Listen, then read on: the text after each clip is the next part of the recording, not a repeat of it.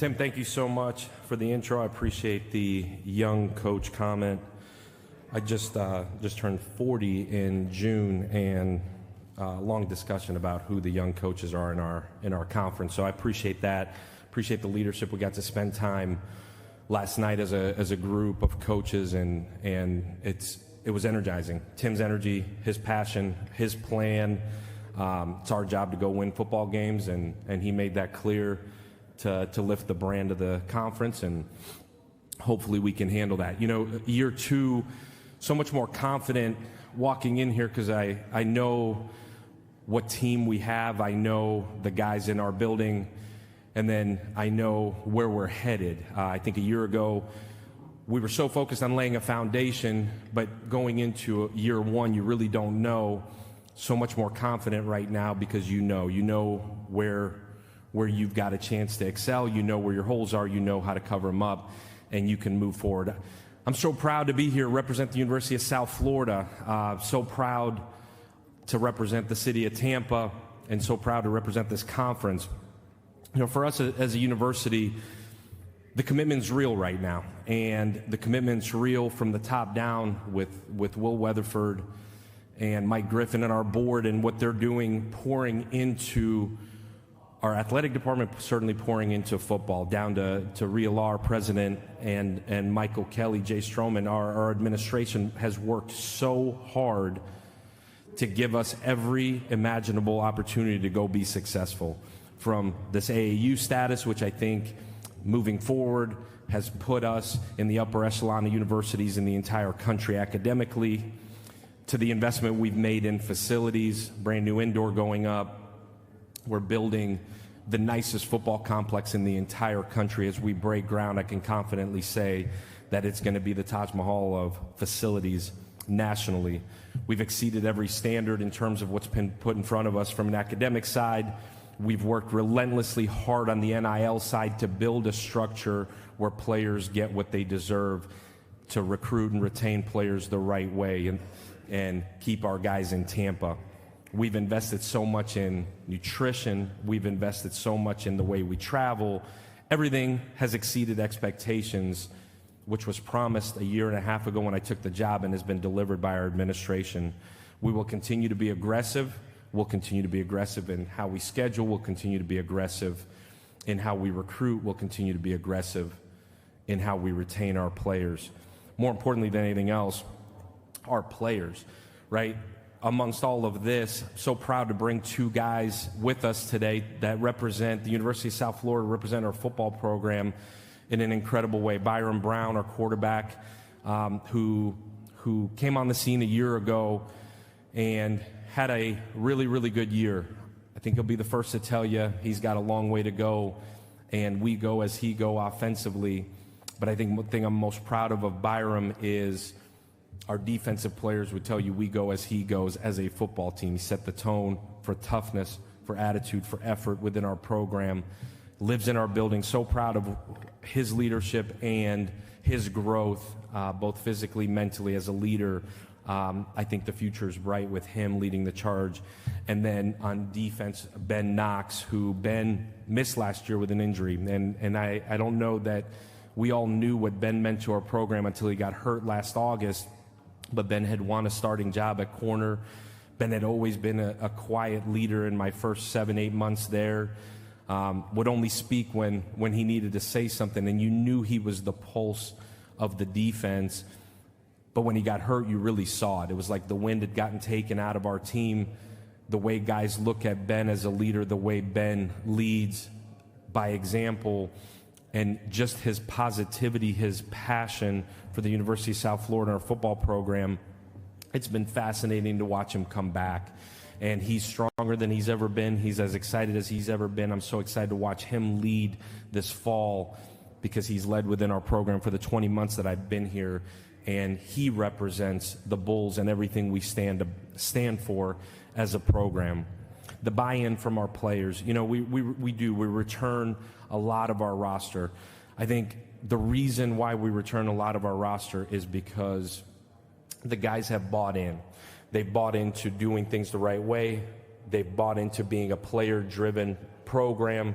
They bought into being a process-driven program, and they have learned to lead each other. We're not where we need to be. We certainly have a lot of room to go, but we have slowly made strides to have a process-driven, player-led program.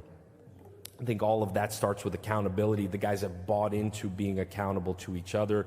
They've bought into doing things the right way. They've bought into living to a standard that's different than the normal person. We expect elite effort. We expect elite results. We expect elite process. We demand it, and slowly but surely the guys in our locker room have demanded that for themselves. You know, year one for us, we laid a foundation. We established process. We established standards. And then we've gone back and worked really, really hard to figure out, are the standards right? Are they not? Is our process right? Is it not? We've worked extremely hard as a program. We've worked extremely hard as a staff. Academically, we broke every record this spring. Guys have bought into doing things the right way in the classroom. For us, we return all three coordinators. You know, what does that mean? Well, one, we get to go into year two with the same systems and build on them. I think I'm so excited to see us continue to fine-tune detail. A year ago, we laid a foundation. A year ago, we tried to play fast on all three sides of the ball. The detail, the intricacies of us being able to take the next step on all three sides is absolutely huge. I'm grateful to have all three coordinators back. We returned the nucleus of our team, and I'm excited about that. You know, a huge credit, I think, this offseason goes to our sports performance team with Coach Gio and our strength staff, our sports nutrition staff, our sports medicine staff. We look like a different football team right now. These last 8 months have been huge for us. How our players have eaten, how they've recovered, how they have trained is on another level from a year ago. A year ago, tried to get to the season and be as healthy as we can. Right now, we're hitting new highs where nutritionally, rehab, prehab, training has been at an elite level. I've been really excited about that, really excited about our leadership. You know, we brought two guys here. We talked long and hard about, man, there's about 14 dudes that you would have felt comfortable bringing, and that says a lot about where we're going. We're physically more mature. We're mentally ready to take the next step as a program. You know, big question that's come up over the last 2 days is handling expectations. I don't know what the expectations are. I know for us, the only thing that matters is that our process is attacked every single day. The only thing that matters for us is that we continue to grow, to trust each other within our walls, to love each other, and continue to pour into each other. The expectation portion of it will come when the end result happens, hopefully in January. Again, going back to being process-driven. I think the biggest thing for us now as we go into August is how will we handle adversity? I told our leadership council last Thursday, we sat and talked for a long time. We haven't faced real adversity since the season ended. We haven't, in terms of as a team, as a program. Things haven't had to get hard. We haven't had to overcome them. I think everybody in the country would tell you the same.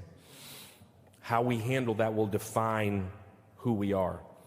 We have to continue to raise the standard in Tampa. We got to continue to raise the standard within our program. I know this. I'm more energized than I've ever been. I feel like our program is more energized than it's ever been. The commitment is real. There's so much excitement around South Florida football, so much excitement with the season ticket sales, so much excitement with the returning players. All of that, next Tuesday we get to shut the doors, get into the hotel, and go to work for a month. And I can't wait to just go to work with our players. Like I said, I use the word energized a lot. I feel like over the last 2 days, I've never been so energized to coach. I've never been so energized to walk into a building and pour into our players. I'm so grateful to our staff who have worked extremely hard. Year ones are hard. There's a bunch of us that have gone through them, worked extremely hard, and their families that have sacrificed so much for us to be able to do what we're doing. I'm excited to start fall camp on Tuesday, so I'll open it up to questions. All right, and if you have a question from the media, just raise your hand. We're going to start with a special question from the Arlington Boys and Girls Club. Good morning. My name is Ray John Wheeler. What is your most memorable moment as a head coach? Thanks, Ray John. My most memorable moment as a head coach, I only got 20 months of experience at this thing. I would tell you probably the day of our press conference when I took the job, and I hadn't seen my family in about a day, and they flew in, and I got to see my kiddos and my wife, and kind of an emotional moment, but kind of knew everything was about to change in a lot of ways, meaning I wasn't going to see them for about 6 months, but that was probably my most memorable moment. That's the moment that sticks out to me. I appreciate the question. All right, question over to the far right. Coach Trey Smith, College Underdogs. You just mentioned in your opening statement about being aggressive with scheduling. And I know you're not setting the schedule, but I asked this question earlier to another coach about you're playing teams like Bama, Miami. You played Bama last year as well. Do you think it's important to continue having those matchups, even though last year the playoff committee didn't seem to put much of a value on strength of schedule when setting who that team from this group would be? Yeah, Bama and Miami got to play South Florida. So I think it's absolutely imperative for us to play the best teams we possibly can. I think playing Miami at home is an absolutely huge deal for us. We did it for a long time in the Big East days, and they've got to come play in Tampa. I think going to Alabama is absolutely huge for us. They came to our place. We had every opportunity to go be successful in that game, couldn't finish it. Now we get to go redeem ourselves. I think that's what college football is, man. Like, to me, you don't want to go play in Tuscaloosa. You don't want to host Miami at home. Like, I think it's awesome. I think that's what college football is. Our guys will be more than ready to go play those games. And that's what we're recruiting to, is opportunities to go play big-time college football on national TV, as you should, represent this conference, and go give yourself a chance. I don't know what's happened in the past. I do know that go do what you're supposed to do. You're going to have a chance to go play in the playoff in this conference. It's been done, and it should be. So I don't know. I'm certainly excited for those games. Other questions for Coach? All right, thank you, Coach. Awesome. Go Bulls. Thank you.